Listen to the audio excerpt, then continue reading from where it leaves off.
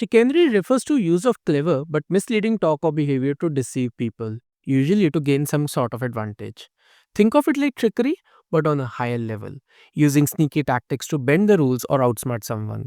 At its core, chicanery is all about finding loopholes, manipulating the truth, or using crafty schemes to get what you want.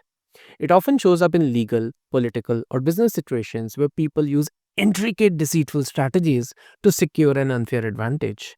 Think of chicanery in terms of its synonyms: deception, trickery, subterfuge. Chicanery is primarily used as an uncountable noun. Its usage does not typically extend to an adjective or verb form. Let's see the word being used in action. The novel's antagonist was known for his chicanery, always plotting complex schemes to undermine his rivals. The lawyer was accused of chicanery for manipulating the evidence to favor his client unfairly. The election was rife with chicanery, from spreading false rumors about candidates to tampering with ballot boxes. To sum it up, chicanery is all about using clever, misleading tactics to deceive others and gain an advantage. Whether it's in politics, law, or just trying to get that last piece of cake.